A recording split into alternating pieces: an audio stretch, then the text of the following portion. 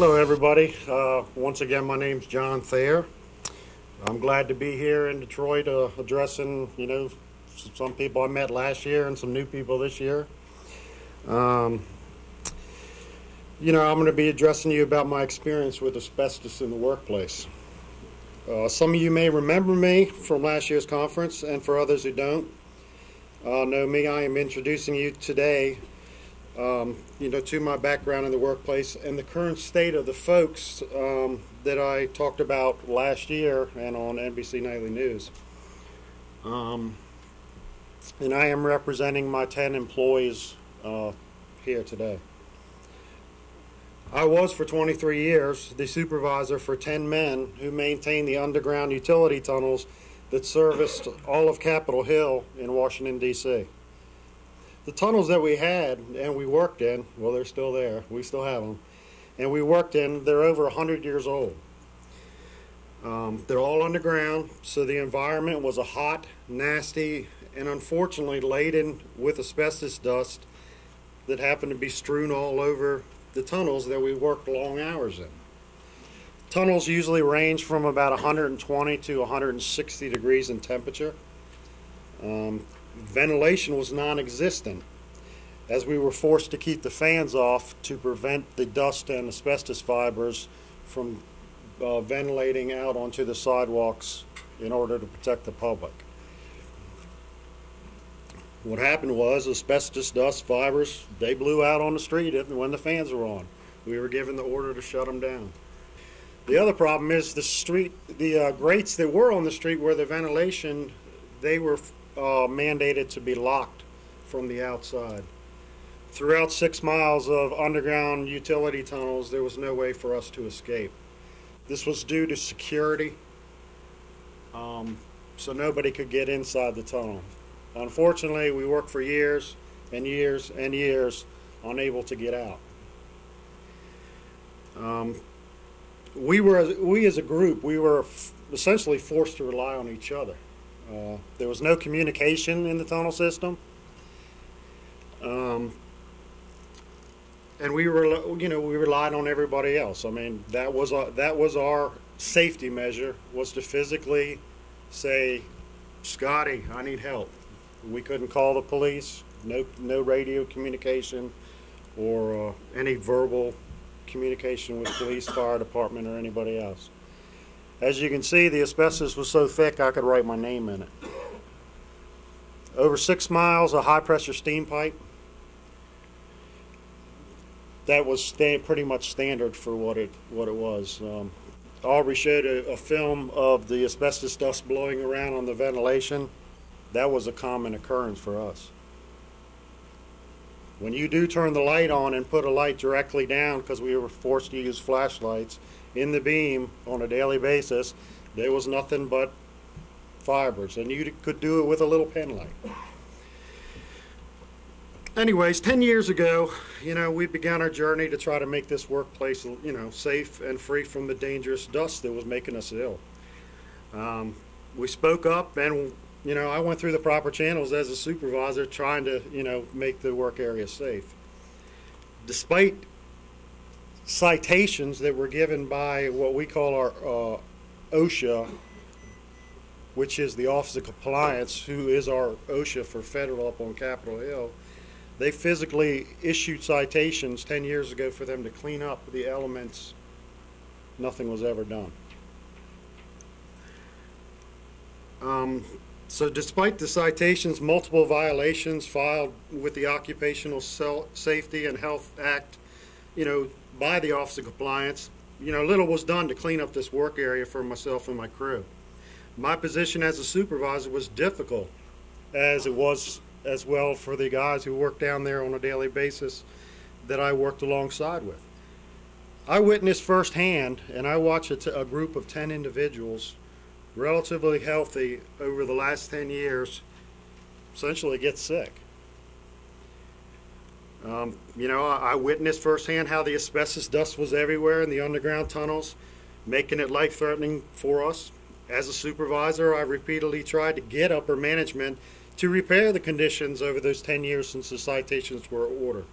But it never got put into action, and we needed to continue to work to support our families.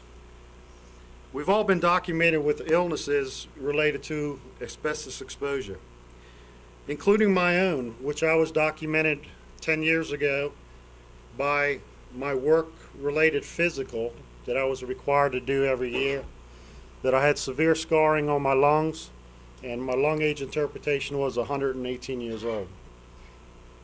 I was 33 years old at the time. I didn't know about this till a year before last. They put it in my file 10 years ago and never told me that this existed in my file.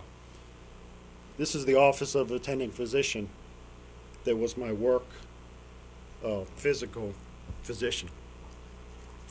90% of the employees are sick, as well as some people in their respective families.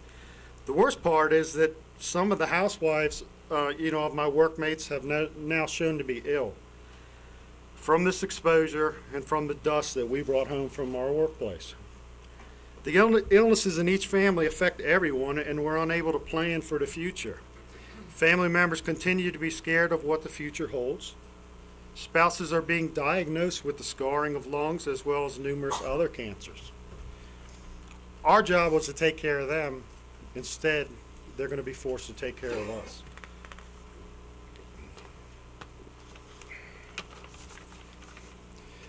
I've told this story so many times, and me and myself and my former crew, we take each day at a time, and, we're ranging with illnesses from life-threatening to unexplained, prolonged decrease in lung functionings related to the asbestos exposure that we were exposed to.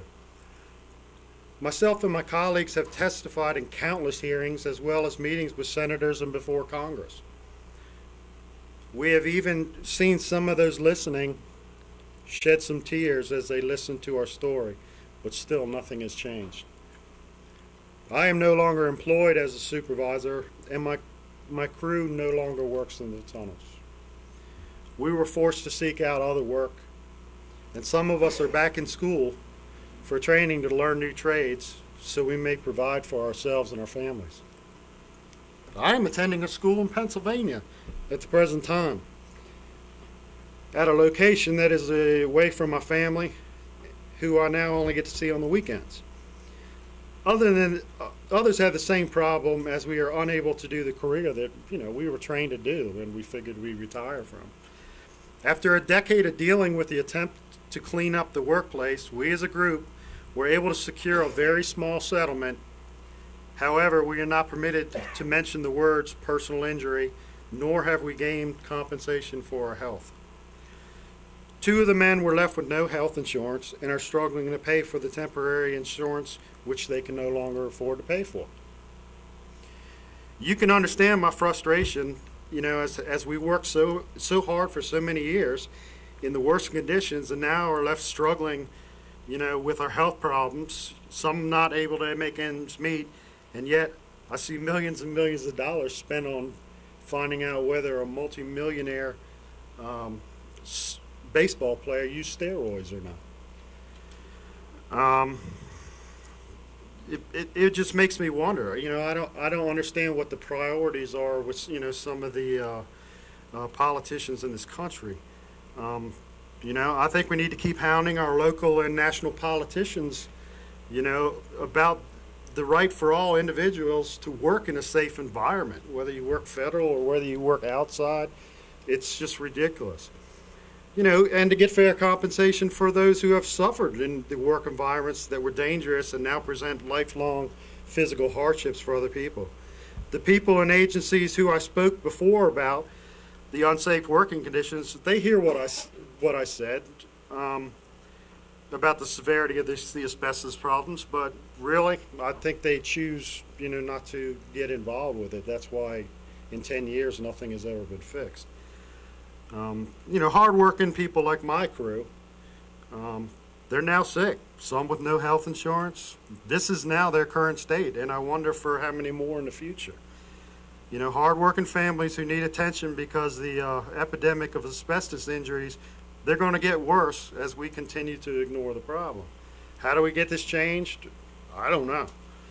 But I'll keep knocking on the doors for my staff, and for the 10 tunnel workers and for the ADAO and whoever needs me, until society hears this and, we can all do something to come together for the, the exposed people of asbestos in the workplace. Honestly, those 10 people and their families is what keeps me fighting for change, and for all of us, so we can lead a healthy life and, live the lives we deserve for ourselves and our families and our children. And, I commend my 10 guys, and, I'll keep fighting as hard as I can. Thank you. What a remarkable set of talks this afternoon. If only it was limited to these stories, each one in its own way. You hear some of what John just spoke about, the kinds of behaviors, I and others of my professional colleagues who work in the area of medicine listen to this and think about what he has to share with us. And you wonder, where's the ethics of the physicians that have looked after or not looked after these men? Won't even talk about the ethics of companies and what they knew and when they knew it. That story's been well documented in many cases. Would it be that we didn't need an organization like ADAO? Would it be that we didn't need an organization that uses private monies to go out and do testing that we would rely on our government to do? I teach my students at school all the time, you think the government is out there watching over us. And all I do is remind them there was a piece. They're watching us, but not in the way that we would like. I wrote a piece about one of our government agencies, and the title was "The Watchdog Has No Teeth and is Blind Too." And you hear a story like this, and unfortunately, you remember how true that may be. Again, I wish it was true that it was only the United States that worked this way. You'll hear later this afternoon we have one more wonderful session coming up. So I just want to thank all of our speakers. Let's have one more round of applause for all of them.